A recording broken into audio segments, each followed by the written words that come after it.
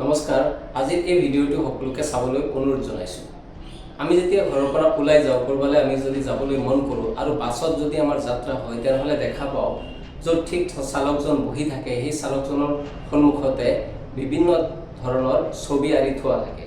যদি সেই চালকজন যদি হিন্দু হয় তেনেহ'লে বা সেই গাড়ীখনৰ মালিক যদি হিন্দু হয় তেনেহ'লে তাত হিন্দু ধৰ্মাৱলম্বী দেৱ দেৱীসকলৰ ফটো তাত দিয়া থাকে, ছবি তাত সংলগ্ন কৰা থাকে। যদি উক্ত গাড়ীখন যদি মুছলমান লোকৰ হয় তেনেহ'লে তাত ইছলাম ধৰ্মীয় ছবি আঁৰি থোৱা থাকে। এনেকুৱা বেলেগ বেলেগ ধৰ্মাৱলম্বী লোকৰ তেওঁলোকৰ নিজা নিজা ধৰ্মৰ বিষয়বস্তুবিলাক গাড়ীবিলাকত তেনেকুৱা দেখা পোৱা যায়।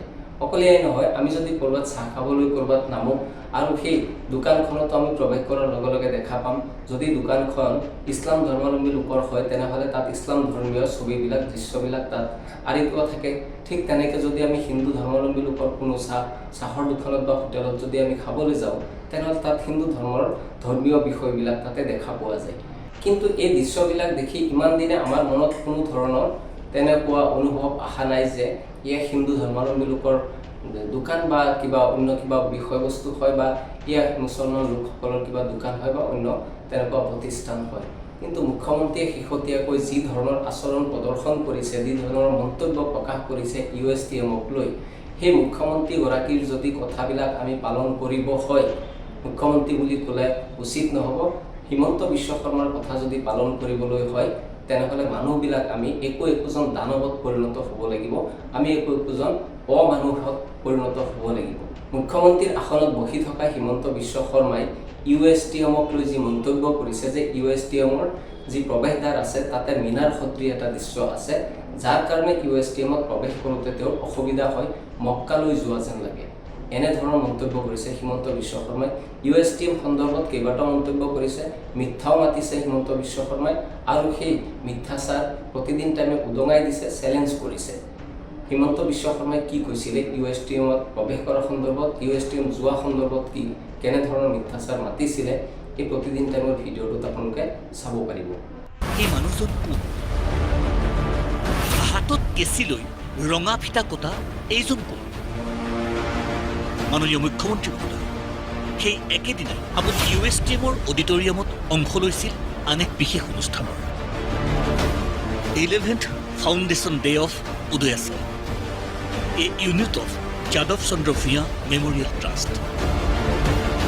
মাননীয় মুখ্যমন্ত্ৰী মহোদয়, USTMত হোৱা প্ৰতিদিনৰ অনুষ্ঠানলৈ যদি আপুনি জয়ন্ত বৰুৱাৰ অনুৰোধত গৈছিল তেন্তে আপোনাৰ প্ৰয়াত শহুৰ দেউতাৰ স্মৃতিৰ ট্ৰাষ্টৰ অনুষ্ঠানলৈ কাৰ অনুৰোধত গৈছিল এবাৰ ৰাজহুৱা কৰিবনে? আচলতে গুৱাহাটীৰ বানপানীয়ে এইবাৰ জনসাধাৰণক গুৱাহাটীবাসীক যিদৰে জ্বলাকলা খুৱাইছে এনেকুৱা পৰিস্থিতি পূৰ্বে হোৱা নাছিলে আৰু গুৱাহাটীবাসীৰ মনটো তেওঁলোকৰ দৃষ্টি অন্যফালে ঢাল খুৱাবলৈ মুখ্যমন্ত্ৰীয়ে এই ধৰণৰ নাটক আৰম্ভ কৰিছে আৰু বানপানীক লৈ বিভিন্ন ধৰণৰ জেহাদৰ তেওঁ উদ্ভাৱন কৰিছে, জেহাদৰ আৱিষ্কাৰ কৰিছে।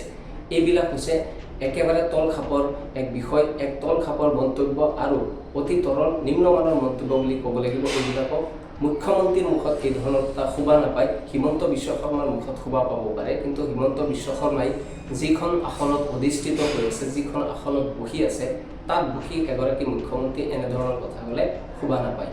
অকল এয়াই নহয়, USTMক লৈ অতিকৈ নিকৃষ্ট মন্তব্য কৰিছে হিমন্ত বিশ্ব শৰ্মাই যে USTMৰ মালিক মুছলমান হোৱাৰ বাবেই কংগ্ৰেছে তোষামত কৰে, এনেধৰণৰ কথাও কৈছে।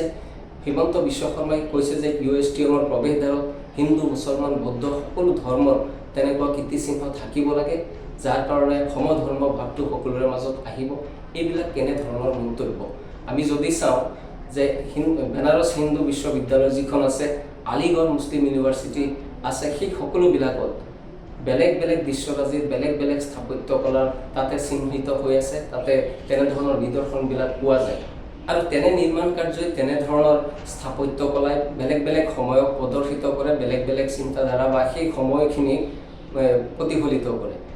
USTM যেতিয়া স্থাপন কৰা হৈছিলে নিৰ্দিষ্টভাৱে USTMৰ মালিকগৰাকী মুছলমান হোৱাৰ বাবে তাত ইছলাম ধৰ্মীয় প্ৰভাৱ হ'ব পাৰে, স্থাপত্য তাৰ যি নিৰ্মাণ কাৰ্য তাত থাকিব পাৰে, ইছলাম ধৰ্মীয় নিৰ্মাণ যি চিহ্ন আছে সেই চিহ্নবিলাক তাত প্ৰতিফলিত হ'ব পাৰে। এয়া কোনো ধৰণৰ ডাঙৰ কথা নহয়।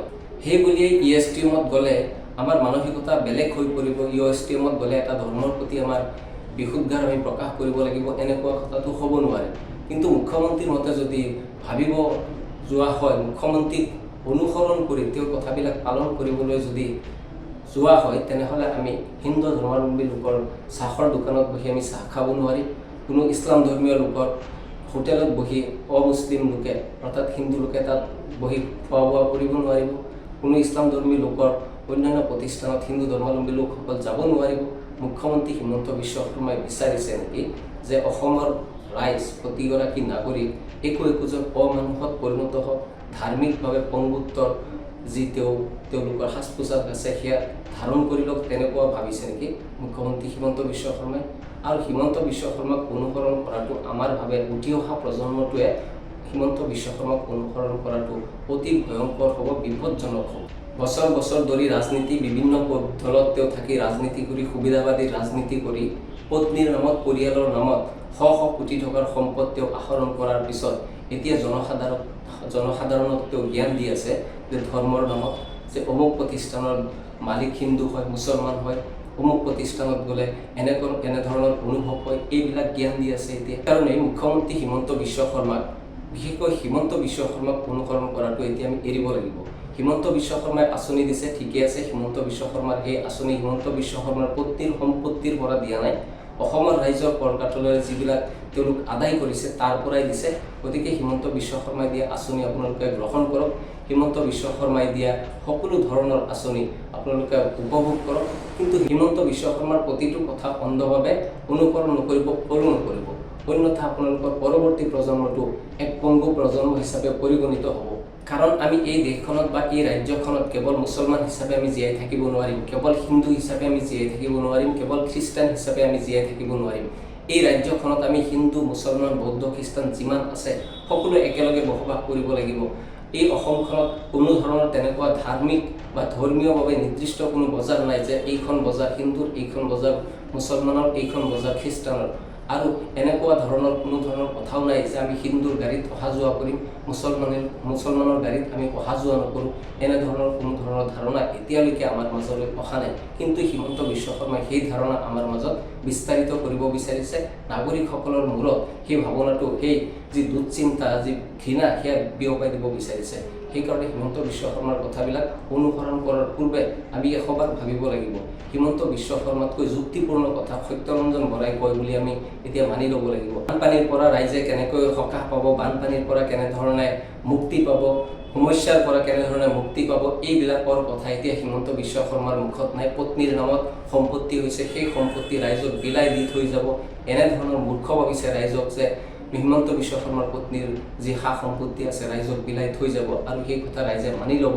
এই ধৰণৰ ভাৱনা এতিয়া ছটিয়াব বিচাৰিছে হিমন্ত বিশ্ব শৰ্মাই, আৰু নিজৰ যি জবাবদিহি, নিজৰ যি অকৰ্মণ্যতা সেয়া তেওঁ ঢাকিব বিচাৰিছে আৰু লুকাব বিচাৰিছে।